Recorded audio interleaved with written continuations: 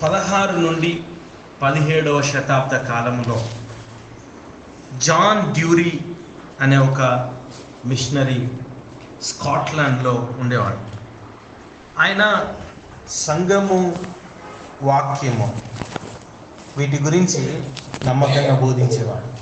వాక్యానుసారంగానే సంఘం ఉండాలి, విశ్వాసులు ఉండాలి అనే బోధ చేస్తూ ఉన్నప్పుడు ఈ తప్పుడు విధానాలతో, వాక్యంతో సంబంధం లేకుండా తప్పుడు విధానాలతో కట్టబడిన సంఘం, ఆ కాలంలో రోమన్ క్యాథలిక్ సంఘం, అది ఈజీగా పట్టుకొని జైల్లో వేసేది, చంపేది. సంఘం వాళ్ళు కలిసి డిసైడ్ అయ్యేవాళ్ళు, చట్టాలు ఇక్కడనే తయారయ్యేటి. వాక్యంతో కూడా సంబంధం లేదు. భూమి గుండ్రంగా ఉందని చెప్పినందుకు కూడా ఆయన చంపేసారు. మీరు ఆలోచించారు. బైబిల్లో అది ఉన్నా కూడా వాళ్ళు చదవరు, వాళ్ళు అర్థం చేసుకోరు. మేము అట్లా లేదని నమ్ముతున్నామంటారు. ఒక ఆయన ఏదైనా చెప్తే క్రూరంగా చూస్తారు. అంటే వాళ్ళు అసలు వాక్యము దేవుని ఆధీనంలో లేని వ్యక్తులు వాళ్ళు. అలా కాకుండా మళ్ళీ నిజంగా దేవుని ఆధీనంలో ఉన్న సంఘం సపరేట్గా దేవుడు ఎప్పుడు కలిగి ఉన్నాడు. ఇప్పటికీ లోకంలో చాలా సంఘాలు ఉన్నాయి, దేవుని పక్కకెట్టి, దేవుని వాక్య అధికారాన్ని పక్కకెట్టి జీవిస్తున్న సంఘాలు. అలా కాకుండా జాన్ డ్యూరీ మాత్రం వాక్యానికి కట్టుబడి ఉండేవాడు. ఆయన ఇది తప్పు అని రోమన్ క్యాథలిక్ ఆ చర్చ్ యొక్క విధానాలకు వ్యతిరేకంగా మాట్లాడినందుకు ఆయన తీసుకెళ్లి జైల్లో ఉంచారు. ఆయన అప్పటికే మంచి బోధకుడు, ఆయనను అనుసరిస్తున్న వాళ్ళు చాలామంది ఉన్నారు, వాక్యాన్ని అర్థం చేసుకుంటున్నారు ఆయన ద్వారా. అలాంటి వాళ్ళు ఆయన గురించి ప్రార్థిస్తున్నారు. ఒకరోజు ఆయన విడుదలైపోయినప్పుడు ఆయన ఎడింబర్గ్ అనే ఒక టౌన్, ఒక పట్టణంలో ఆయన జైల్లో ఉంచారు. ఆయన జైలు నుంచి బయటకు రాగానే వందల కొద్ది మంది వచ్చి ఆయన దగ్గర చేరారు, ఆయనను వెంబడించేవారు. అది ఇంకా తర్వాత ఆ వీధులలో గుండా వెళ్తుండగా 2000 మంది దగ్గర దాకా ఆయనతో పాటు కలిసి నడిచారు. ఆయనతో పాటు కలిసి నడిచిన వారందరూ కలిసి ఆ వీధుల గుండా వెళ్తున్నప్పుడు చదువుతూ పాడిన మాటలే ఇప్పుడు మనం చదివిన 124వ కీర్తన. ఒకవేళ యెహోవా మనకు తోడై ఉండని ఎడల వాళ్ళు మనల్ని ప్రాణముతోనే మింగి ఉందరు. వాళ్ళ యొక్క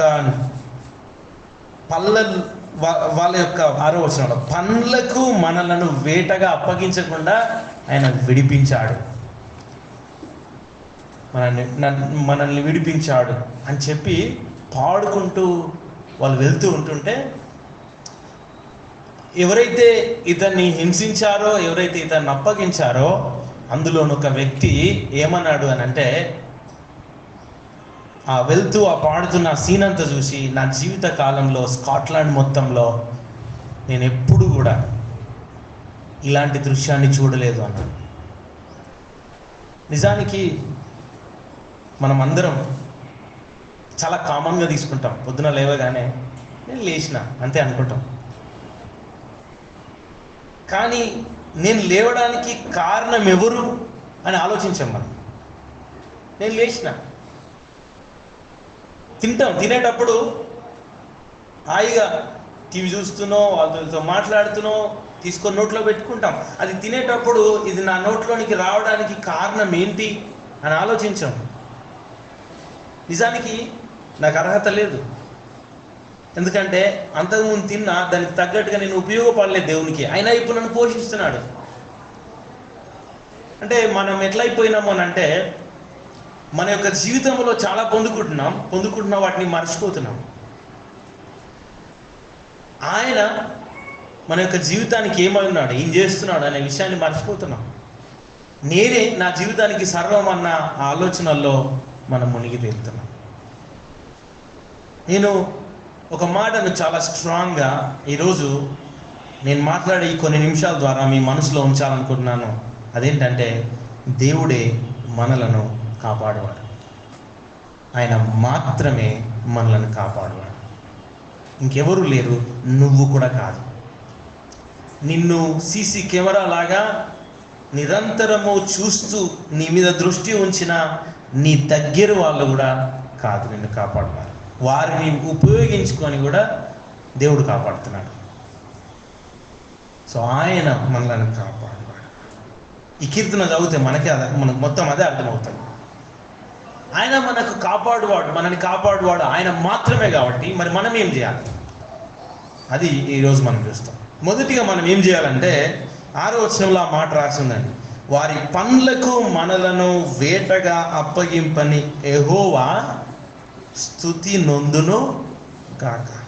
బ్లెస్డ్ బి ద లార్డ్. ఆయనకు స్తుతి కలగాలి, ఆయనకు ఆరాధన కలగాలి, ఆయనకు చెందాల్సిన కృతజ్ఞతలు ఆయనకే చెందాలి. నువ్వు కృతజ్ఞతలు చెప్పు అనట్లేదు. ఆయన ఏమంటున్నాడు అంటే ఆయనకు కలుగునుగాక అంటున్నాడు. అంటే ఏంటి తెలుసా? ఆయనకు చెందాల్సిన మహిమ, ఆయనకు చెందాల్సిన కృతజ్ఞత, ఆయనకు చెందాల్సిన ఆరాధన ఆయనకే చెందునుగాక. అంటే స్తుతి నొందును గాక, చెందును గాక అంటే అది జరగడం మనం చూడాలి. ఆ మనస్సే మనం కలిగి ఉండాలి. మనందరి హృదయాల్లో ఆ ఫీలింగే ఉండాలి. ఆయన్నే కాపాడువాడు, కాపాడింది ఆయన్నే, నన్ను జాగ్రత్తగా బలపరిచింది ఆయన్నే. ఈ మాట మనకు మంచిగా అర్థం అవుతే మనము కృతజ్ఞతాస్తుతులు చెల్లిస్తాం. సో కృతజ్ఞతాస్తుతులు మనం చెల్లించాలి, ఎప్పుడు కూడా చెల్లిస్తూనే ఉండాలి. ఈ జీవిత కాలం అంతా చెల్లిస్తూనే ఉండాలి. ఒక ఆదివారం నాడు ఆరాధన చేసేటప్పుడు మాత్రమే కాదు, ఎప్పుడు కూడా మనం కృతజ్ఞతాస్తుతులు చెల్లిస్తూ ఉండాలి. ఎందుకు చెల్లించాలి అని అంటే మొదటి వచనంలో చూడండి, మనుష్యులు మన మీదికి లేచినప్పుడు యెహోవా మనకు తోడై ఉండని ఎడల. యెహోవా మనకు తోడై ఉండని ఎడల అనే మాట రిపీట్ అయ్యింది. ఎక్కడ కనబడుతుంది? మొదటి వచనంలో కనబడుతుంది, 3వ వచనంలో కనబడుతుంది. యాక్చువల్గా ట్రాన్స్లేషన్ బట్టి పదాలు కొంచెం అటు ఇటు వెళ్ళిపోయినాయి. కానీ మీరు కనుక ఇంగ్లీష్ బైబిల్లో కనుక చూస్తే మొదలుపెట్టుడు ఏం కనబడుతుంది తెలుసా? If it had not been the lord who was on our side. మొదలుపెట్టుడే యెహోవా మనకు తోడై ఉండని ఎడల అని మొదలుపెట్టాడు. దాని కిందనే రెండో వచనంలో మొదటి మాట కూడా అదే. మనకి ఇక్కడ తెలుగులోకి వచ్చేసరికి 3వ వచనంలోకి వెళ్ళింది. సో ఫస్టే ఎలా ఇంగ్లీష్లో ఎలా ఉంటుందంటే యెహోవా మనకు తోడై ఉండని ఎడలా అని. మనకు తెలుగులో 5వ వచనం లాస్ట్కి ఉంది కదా, ఇశ్రాయేలీలు అందురుగా కానీ, లెట్ ఇజ్రాయెల్ నౌ సే. ఈ మాట మొదటి వచనంలోనే పెట్టారు అసలు ఒరిజినల్. కానీ ఏమైందంటే ట్రాన్స్లేషన్లో ఏమవుతుందంటే సబ్జెక్ట్ ఆబ్జెక్ట్ దగ్గరికి, ఆబ్జెక్ట్ సబ్జెక్ట్ దగ్గర, ముందడి వెనక ముందుకు ట్రాన్స్లేషన్లో అవుతుంది.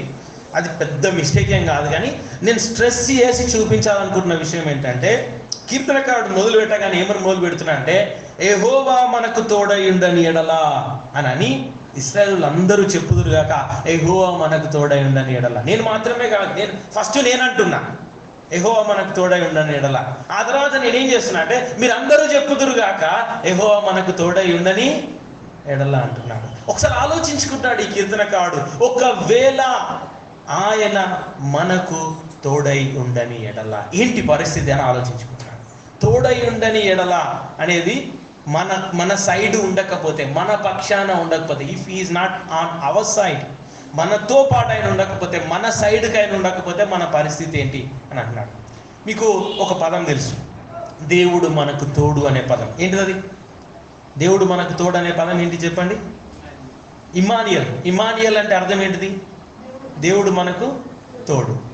సో దాని యొక్క ఆ పదం యొక్క భూతకాలం అంటే పాస్ట్ టెన్స్ యొక్క పదం ఇక్కడ వాడిరు. అదేంటంటే తోడై ఉండని. ఇప్పుడు దేవుడు నాకు తోడు, నేను అంతకుముందు దేవుడు నాకు తోడై ఉండకపోతే, అంతకుముందు ఆయన నాకు ఇమ్మానియల్ అయి ఉండకపోతే, ఆయన నీకు ఇమ్మానియల్ అయి ఉండకపోతే అంటే అర్థమేముంది?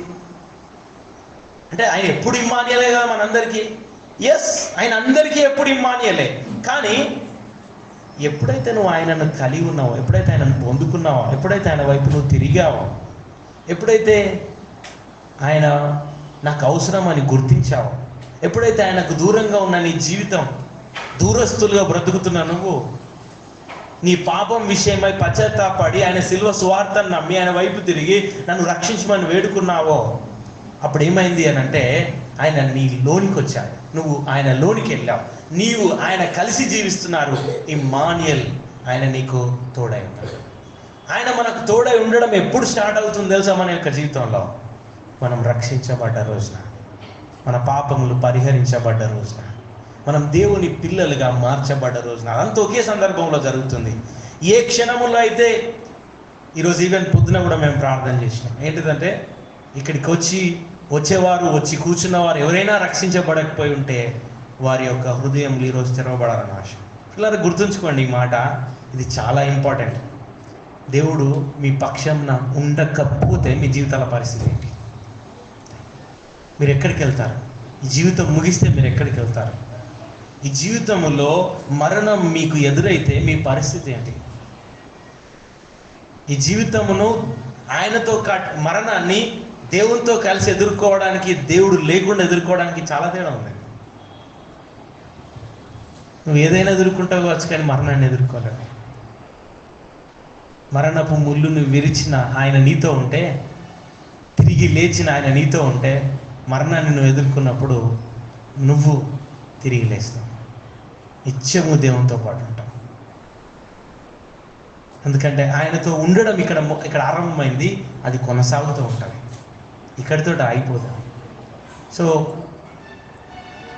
నీ యొక్క జీవితంలో ఎప్పుడు ఆయన నీతో ఉండడం ఆరంభమైంది. ఒకవేళ ఆరంభం కాకపోతే ఆయన వైపు తిరగాల్సిన అవసరం ఉంది. నువ్వు మనస్ఫూర్తిగా ఆయన వైపు తిరిగి నన్ను కడుగు, నన్ను పరిశుద్ధపరచు, నన్ను రక్షించు అని వేడుకుంటే ఆయన నేను రక్షిస్తాడు. ఆ రోజు నుంచి ఆయన నీతో ఉన్నట్లేక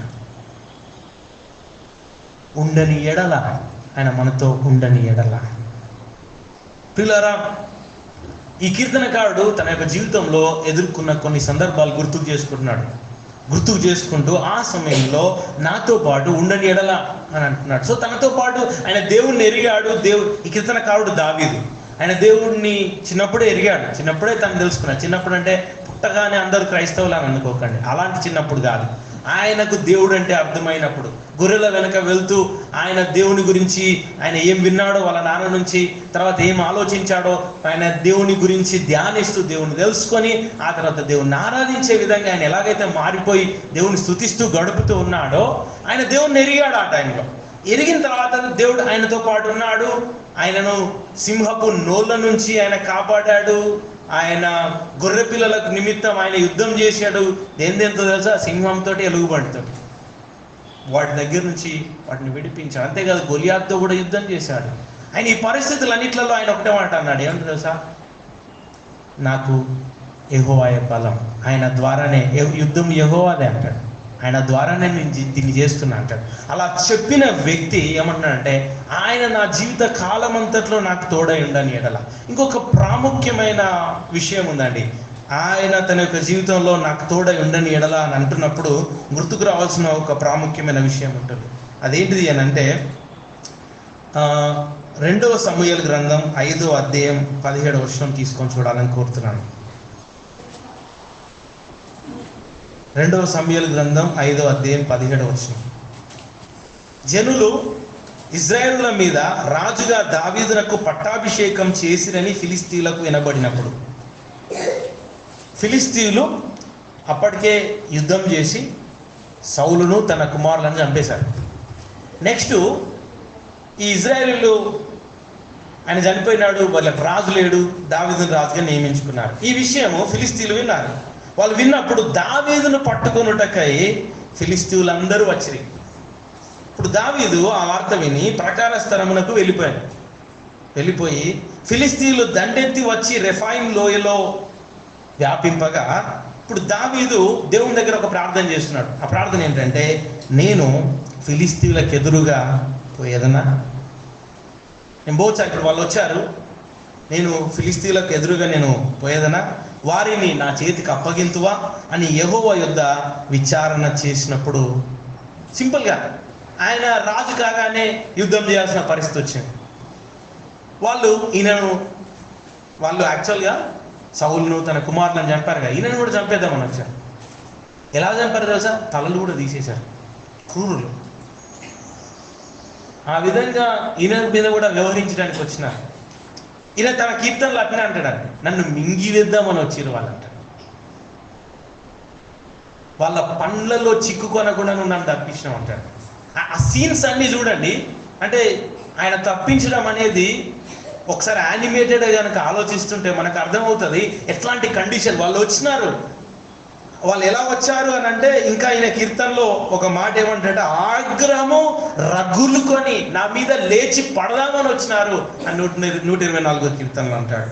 నా ప్రాణాన్ని మింగివేద్దామని వాళ్ళు వచ్చినారు.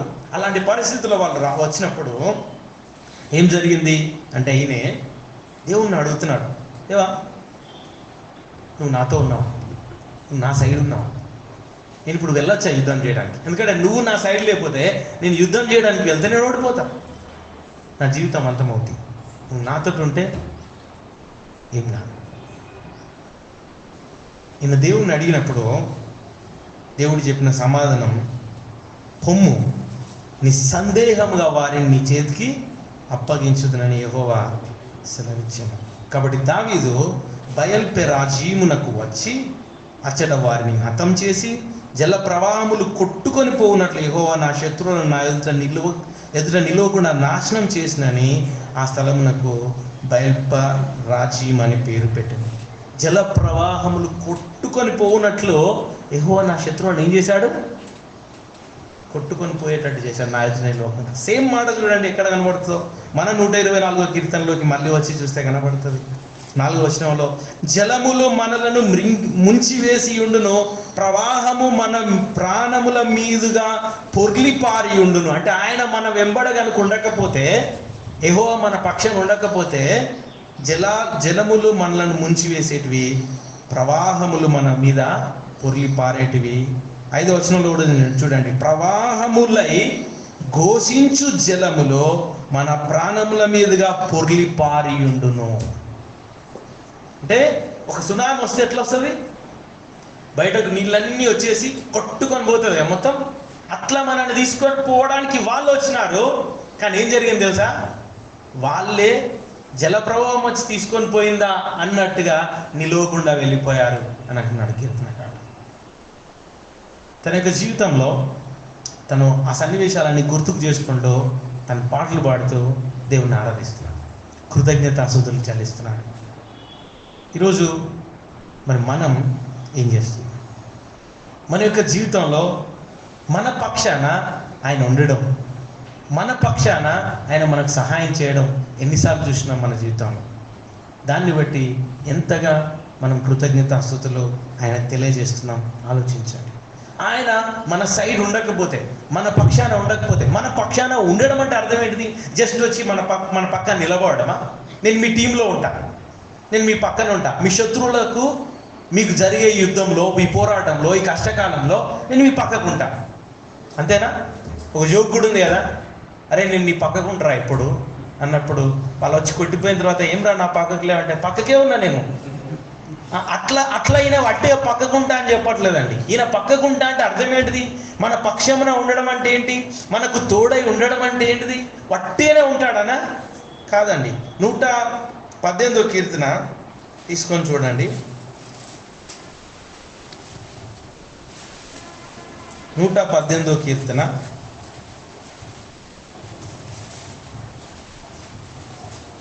6వ వచనం. సేమ్ మాట కనబడుతుంది, కానీ దాని కంటిన్యూషన్ మనకు అర్థమవుతుంది. యెహోవా నా పక్షమున ఉన్నాడు, నేను భయపడను. నరులు నాకేం చేయగలుగుతారు? వాళ్ళ వల్ల ఏమవుతుంది? నాకు ఆపోజిట్కి ఏముండగలుగుతారు? 7వ వచనం, యెహోవా నా పక్షమున వహించి నాకు సహకారి ఉన్నాడు. అంటే ఆయన నా పక్కన ఉండడం అంటే అర్థం ఏంటిది? నా పక్షమున ఉండడం అంటే అర్థం ఏంటి? నాకు తోడై ఉండడం అంటే అర్థం ఏంటంటే హీ ఈజ్ ఇన్ యాక్షన్. ఆయన ఏదో వట్టిగా న్యూట్రల్గా ఉండడం కాదు, ఆయన ఒక పని మీద ఉన్నాడు, ఒక కార్యం మీద ఉన్నాడు, ఒక యాక్షన్లో ఉన్నాడు. ఏంటి యాక్షన్ అంటే? ఆయన నాకు సహకారం అందిస్తున్నాడు. నాకున్న ఈ కష్టాల మధ్య, ఈ ఇబ్బందుల మధ్య, ఈ యుద్ధాల మధ్య ఆయన హీ ఈజ్ మై హెల్పర్. ఎట్లాంటి హెల్పర్ ఉన్నాడు తనకు? తన పక్కనున్న సహాయకుడు. ఒకసారి ఆలోచించండి, ఎవరు తన పక్కనున్న సహాయకుడు అంటే యెహోవా.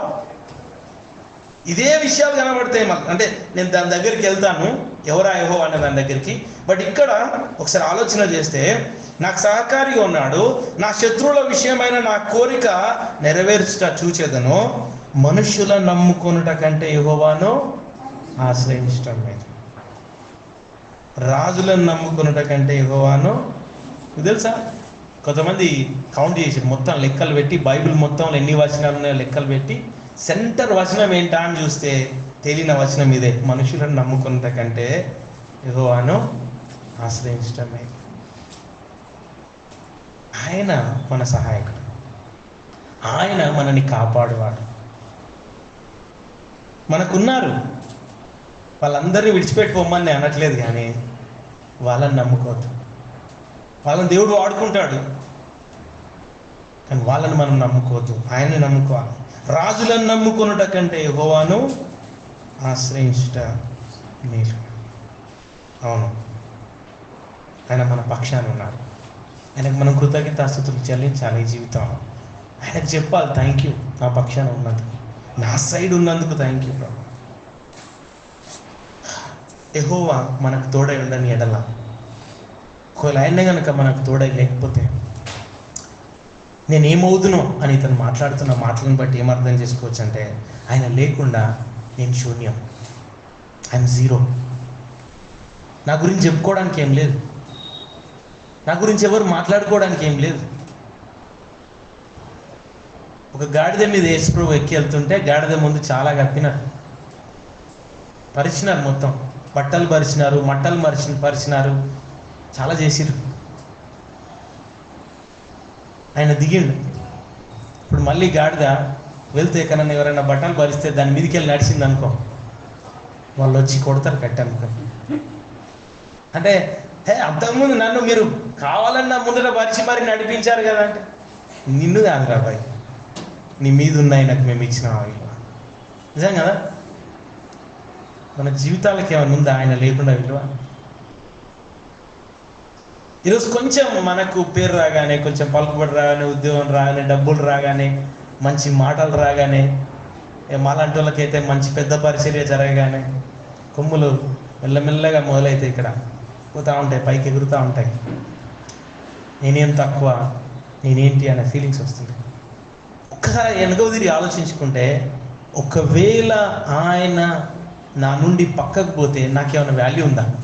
సరే, నేను ఎవరిని? నిన్న ఒక బ్రదర్తో రిటర్న్ ప్రయాణంలో వస్తూ, రేపు ఎగ్జామ్ ఉందట, చాలామంది మా చర్చ్ మెంబర్స్ రాయడానికి వెళ్తున్నారు, కొందరు ఇన్విజిలేషన్కి వెళ్తున్నారు అని మాట్లాడుతూ, మరి నువ్వు కూడా రాసి ఉంటే బాగుండు. ఆయన పాస్టర్ పట్టిగా అన్నాను, నువ్వు కూడా రాసి ఉంటే బాగుండు, నీకున్న తెలివితేటలు, ఎందుకంటే ఆయన చాలా బాగా మాట్లాడతారు, నీకున్న తెలివితేటలకు నువ్వు ఇదివరకే నువ్వు ఎప్పుడో జాబ్ సంపాదించు, నువ్వు రాస్తే నీకే వస్తుందని పట్టి అంటే ఆయన అన్నాడు. నేను రాస్తే జాబ్ వచ్చేది కావచ్చు, కానీ దేవుడు మాత్రం రాకపోవు నాకు.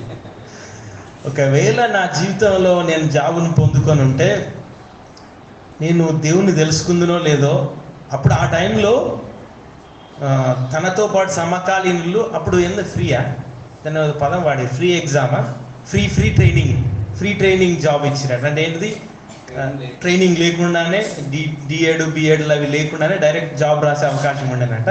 తను రాస్తే వచ్చేదట, కానీ అదే టైంలో తన స్వార్థ విని పట్టబడ్డాడు. ఒకవేళ అటువైపు పోయి ఉంటే నా పరిస్థితి ఏమవును అని అంటున్నాడు. నేను మరి మన దగ్గర చాలామంది జాబ్స్ వచ్చిన వాళ్ళు ఉన్నారు, మరి వాళ్ళు ఏం దేవుణ్ణి వదిలిపెట్టుకోలేరు కదా, నువ్వు గట్టినే కావచ్చు అని అంటే, ఆయన అన్నాడు, నా సంగతి నీకు తెలియదు అన్నాడు. నేను ఘోరంగా ఉండేవాడిని, నా పరిస్థితి భయంకరంగా ఉండేది, నేను నాస్తికుడు ఉండేవాడిని, అతి ఘోరంగా వాదించటోని అన్నాడు. నిజమండి, కొన్నిసార్లు మనం ఏమనుకుంటాం అంటే, నేను మంచిగున్నా, నాకేం లేదు, ఆయన ఉన్నా లేకున్నా నాకు ఓకే అన్నట్టుగా మనం అనుకుంటాం. కానీ నిజమైన కండిషన్ ఏంటి మన జీవితంలో అని కనుక మీ అందరి గురించి నాకు తెలియదండి, నా గురించి మాత్రం నేను అదే మాట చెప్తా. అదేంటిదంటే, ఒకవేళ ఆయన నన్ను రక్షించకపోయి ఉంటే నేను చెప్తా, పక్కా నేను ఒక భయంకరమైన జీవితం జీవించేవాడిని. పైకి ఒకవేళ మంచిగా కనబడుతున్నా, అవన్నీ మంచిగా కనబడడానికి కూడా కారణం లోపల స్వార్థం ఉండేది. ఇప్పుడేముంది అని అంటే, ఎందుకు మంచి జీవితం జీవించాలనుకుంటున్నామంటే, లోపల ఆయన నూతన హృదయం ఇచ్చిండు కాబట్టి. మన హృదయంతో కాదు ఈ జీవితం, ఆయన మనకు నూతన హృదయం ఇచ్చిండు కాబట్టి ఇవన్నీ చేయగలుగుతాం. తర్వాత ఏమైనా చేయడానికి కూడా ఇంకొక ప్రధాన ఉద్దేశం ఏంటంటే, ఆ నూతన జీవితం ఇచ్చిన ఆయనను ప్రేమిస్తున్నాం కాబట్టి ఆయన కొరకు ఏదైనా చేయాలన్న ఆశ. అంతేగాని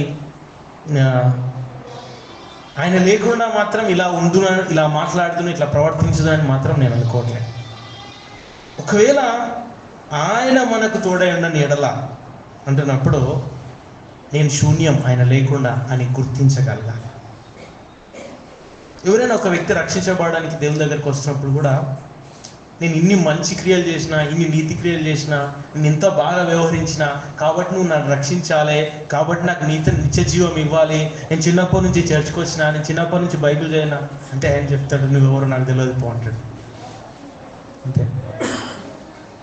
నువ్వు అంటే ఏ వ్యక్తి అయినా ఆయన దగ్గరికి వస్తున్నప్పుడు ఆయన చెప్పిన మాట ఏం తెలుసా?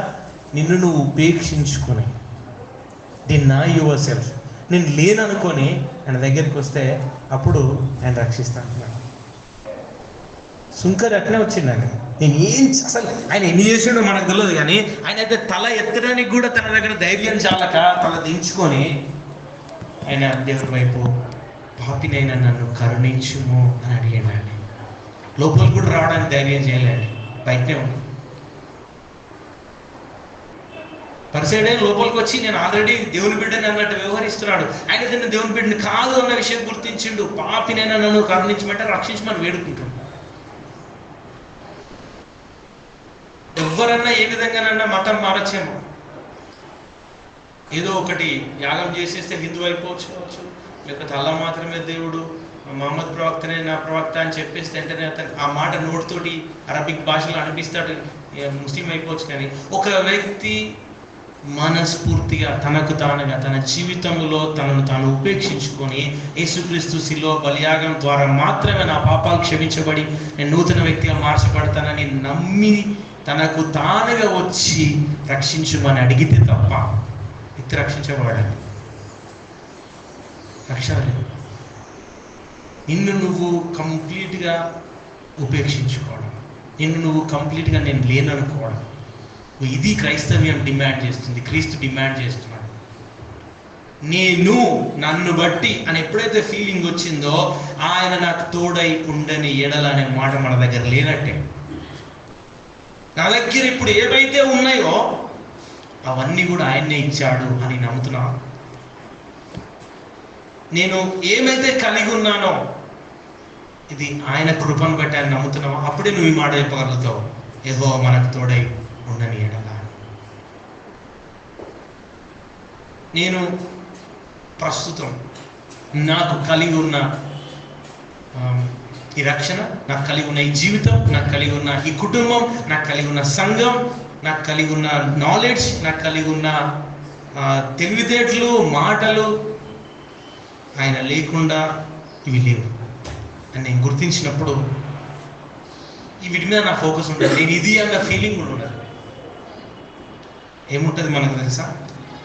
నేను ఆయన నాకు తోడే ఉన్నాడు కాబట్టి ఇట్లున్నా అనే ఫీలింగ్ ఉంటుంది.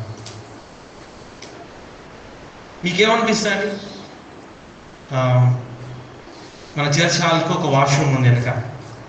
చాలాసార్లు క్లీనింగ్ వర్క్ ఉంది, చాలామందికి డ్యూటీస్ చేయాలనిపిస్తుందా? నేను వెళ్ళి వాష్రూమ్ క్లీన్ చేసి వస్తాననిపిస్తుందా? కొందరున్నారు చాలా మంచి స్థాయిలో ఉండి కూడా దానికి క్లీన్ లేదు అని వెళ్ళి క్లీన్ చేసేటోళ్ళు ఉన్నారు. కొందరున్నారు చూసి అట్లనే వదిలిపెట్టేటోళ్ళు ఉన్నారు.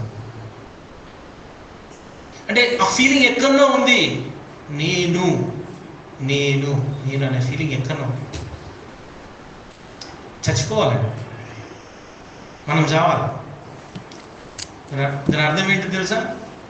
నీ యొక్క జీవితంలో నీకున్న హక్కులకు, నీ యొక్క హోదాకు నువ్వు చచ్చిపోవాలి.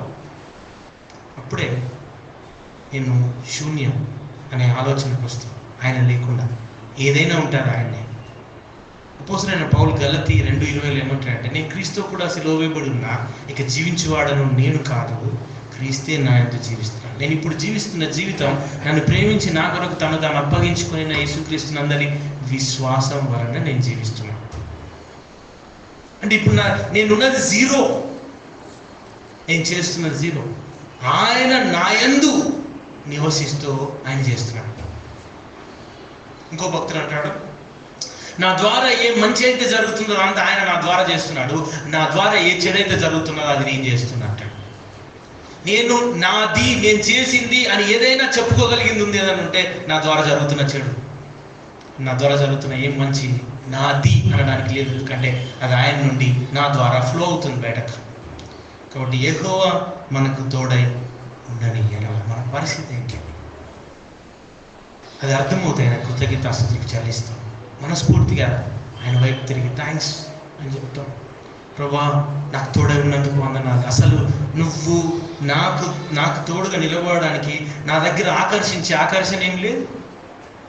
నువ్వు నా తోడై ఉండడానికి నేను ఇన్వైట్ చేసింది లేదు. నువ్వు నా తోడై ఉండడం కోసం నన్ను నేనేదో చేసుకున్నది లేదు. నువ్వు వచ్చి నా పక్కన నిలబడడానికి నేను పరిశుద్ధపరచబడాలి. పాపిగా ఉన్న వ్యక్తికి పరిశుద్ధునికి మధ్య సాంగత్యం లేదు. అపవిత్రమైన వ్యక్తికి పరిశుద్ధుడైన ఆయనకు మధ్యలో సాంగత్యం లేదు. కానీ ఆయన్నే నాతో ఉండడానికి నన్ను యోగ్యుడిగా చేసుకోవాలని నన్ను కడిగిండు తన రక్తంలో, పరిశుద్ధపరిచాడు. తద్వారా నా పక్కన వచ్చేయండి, నాతో కలిసాడు, నాతో ఏకమైండు. We are United. భార్య భర్త ఎట్లా ఏకశరీరం అనే పదం వాడిలో అట్లనే మన ఇద్దరం దేవుడు మనం కూడా కలిసి ఉంటున్నాం. మన యొక్క చిత్రం మీ అందు నా మాటలను నా యందు మీరు నిలిచి ఉన్న ఎడల అంటున్నాడండి. కలిసిపోవడం ఆయన మనం చూసే వాళ్ళు దేవుడు ఇతని జీవితాన్ని నడిపిస్తున్నాడు, దేవుడు ఇతని జీవితంలో ఉన్నాడని ప్రస్ఫుటంగా కనబడే విధంగా మనం వ్యవహరించాలి. అది మనకు జీవితంలో దేవుడు ఇచ్చిన కృప. ఆయన మనకు తోడే ఉన్నాడు, మన పక్షాన ఆయన వాదిస్తున్నాడు, మన పక్షాన యుద్ధం చేస్తున్నాడు. రోమా 8:31 ఏమనుందంటే, యెహోవా మన పక్షమున ఉండగా మనకు విరోధి ఎవడున్నాడు ఇంకా మనకు విరోధి? అలా ఆయన మన పక్షాన్ని నిలిచినందుకు ఆయనకు మనం కృతజ్ఞతాస్తుతులు చెల్లించాల్సిందే. ఈ మాట ఆయన అంటున్నప్పుడు తన లోపల చాలా ఉన్నాయండి. ఈ వచనాలన్నీ ఉన్నాయి. మొదటి వచనంలో మన మీదికి లేచినప్పుడు, రెండో వచనంలో వారి ఆగ్రహం మన పైన రగులుకున్నప్పుడు, మూడో వచనంలో వారు మనలను ప్రాణముతోనే మింగివేయుదురు. ఈ ప్రాణంతోనే మింగివేయడం అనేది ఒకానొక సింబల్. ఏదైనా ఒక తిమ్మింగలం ఉంది, మనిషిని ఎట్లా మింగివేస్తుంది? ఆ మనిషి మళ్ళీ కనబడడు, ఇక చూస్తే ఇక్కడ కనబడడు. అలా అయిపోయేది నా పరిస్థితి. అదొక సింబల్. రెండో సింబల్ ఏంటంటే 4వ వచనంలో జలములు మనలను ముంచివేసి ఉండును, ప్రవాహము మన ప్రాణముల మీదుగా పొర్లిపారును. 5వ వచనం ప్రవాహములై ఘోషించు జలములు మన ప్రాణముల మీదుగా పొర్లిపారి ఉండును.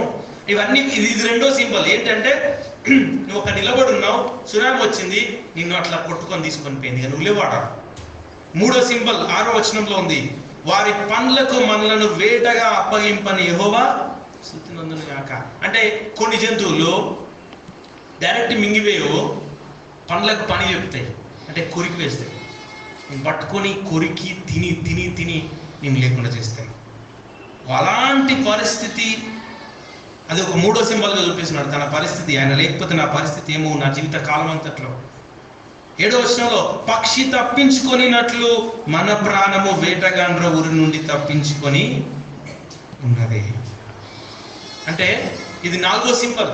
ఒక ఉరి పెట్టిండో ఆయన, ఆ ఊరిలో పడ్డది, ఆ ఊరిలో పడ్డదాన్ని విడిపించడానికి ఒక అతను వచ్చాడు. తనకు తాను విడిపించుకోలేదు. ఊరిలో ఉన్నది ఏదైనా పక్షి తనకు తానుగా బయటకు రాగలుగుతుందా?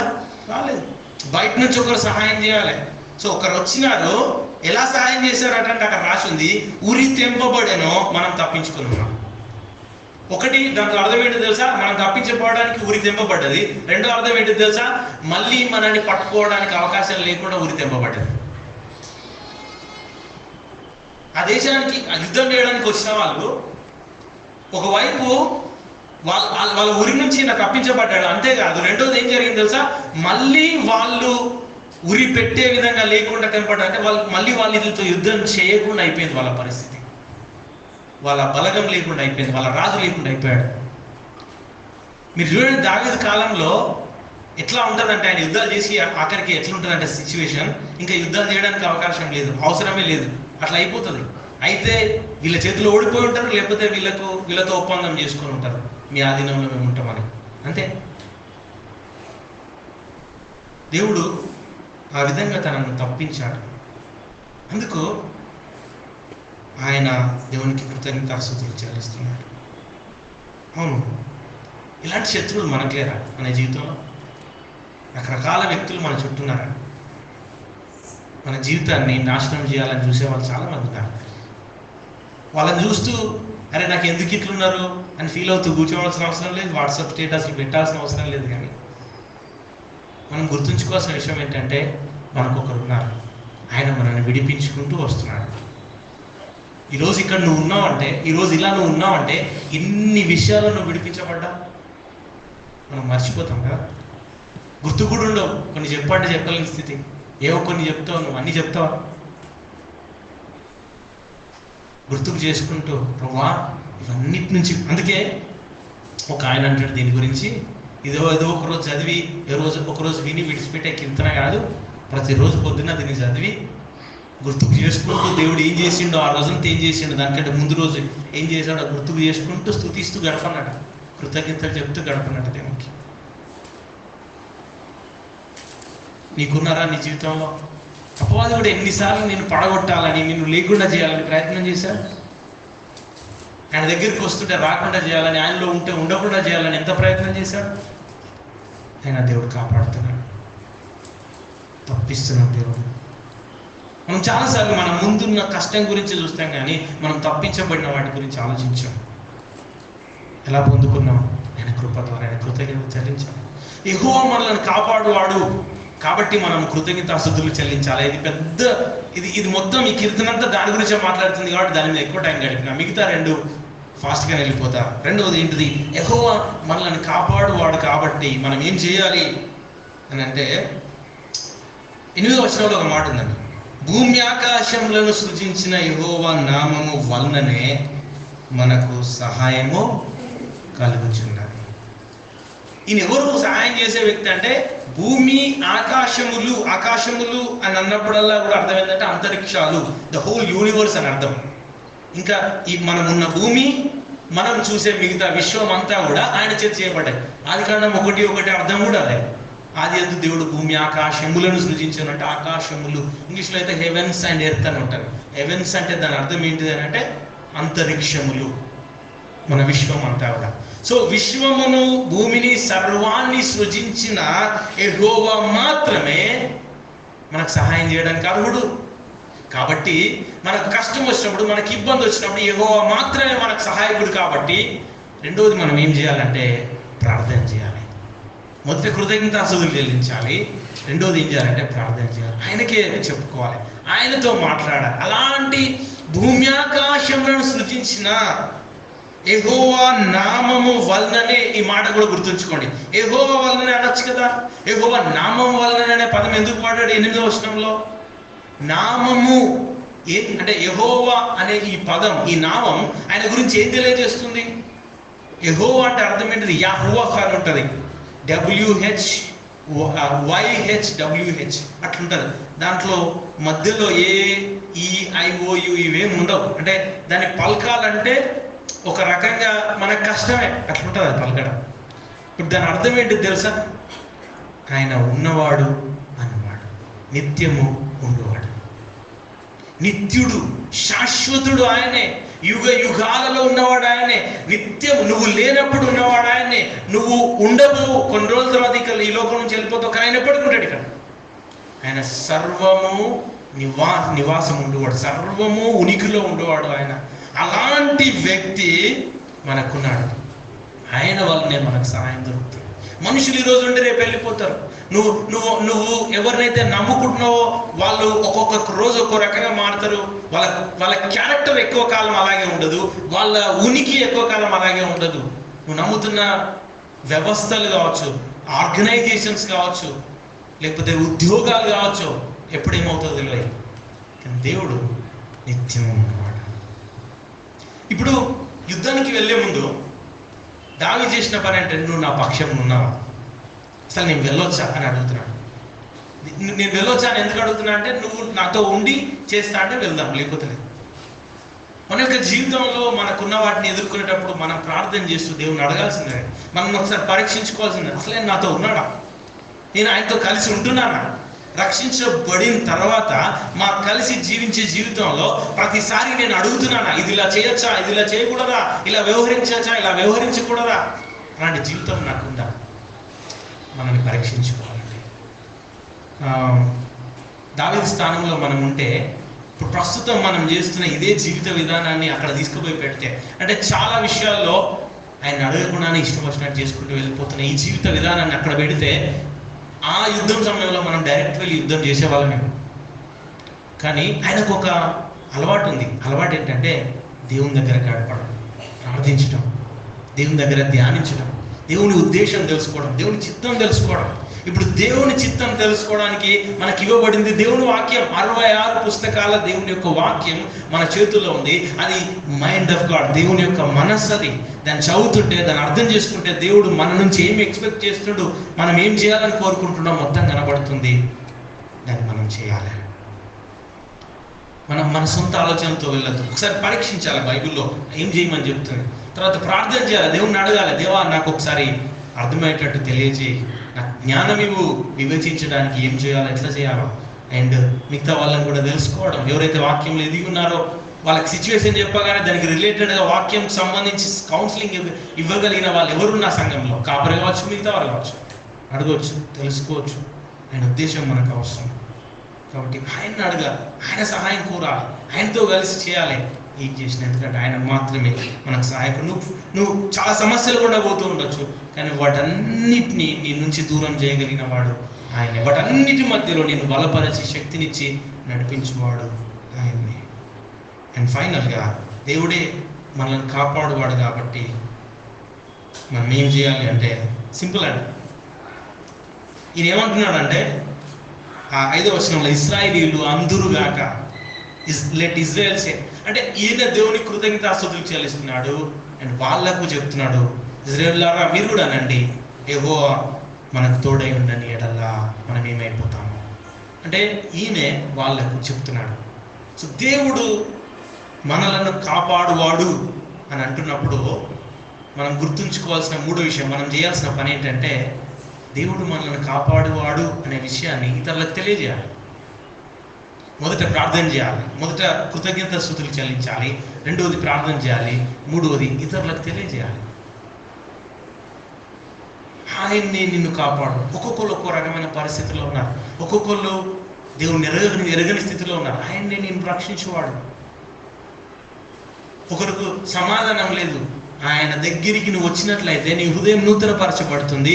పాప సంబంధమైన హృదయం ఈ లోకంలో టెన్షన్స్తో బ్రతుకుతుంది, కానీ తిరిగి జన్మించిన హృదయం ఈ లోకంలో ఆయన యందు నమ్మకం కలిగి జీవిస్తుంది.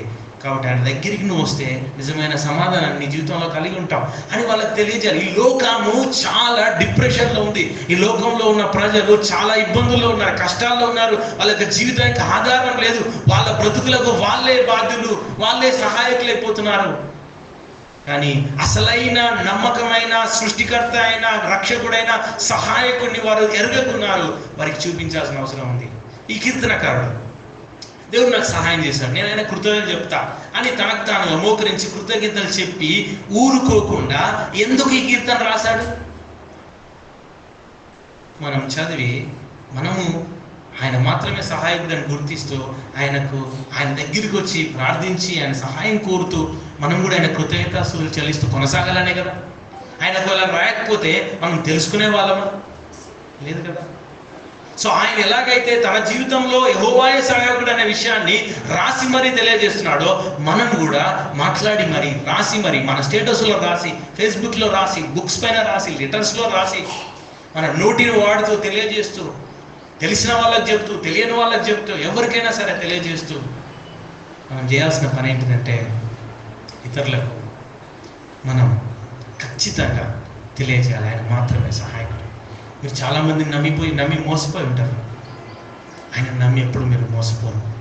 మోసం చేయవాడు కాదు, ఆయన ప్రేమించేవాడు అనే విషయం వాళ్ళకి తెలియజేయాలి. పాపం అందరూ పైకి బాగానే కనబడుతుంటారు మన చుట్టూ ఉన్న వాళ్ళు. మేము కొంతమంది పాస్టర్లతో కలిసి ఫెలోషిప్ చేస్తున్నాం 1 సంవత్సరం నుంచి. అట్లా నేను ప్రతి 2 yearsకు ఒక గ్రూప్తో కలిసి సహవాసం చేస్తాను. అట్లా ఇప్పుడు ఒక 12 మందిని కలిసి సహవాసం చేస్తున్నాం. సంవత్సరం అవుతుంది. సంవత్సరం అంటే 10 నెలలు దాటి ఈ ఇయర్ అయిపోవడానికి వచ్చింది వాట మాట.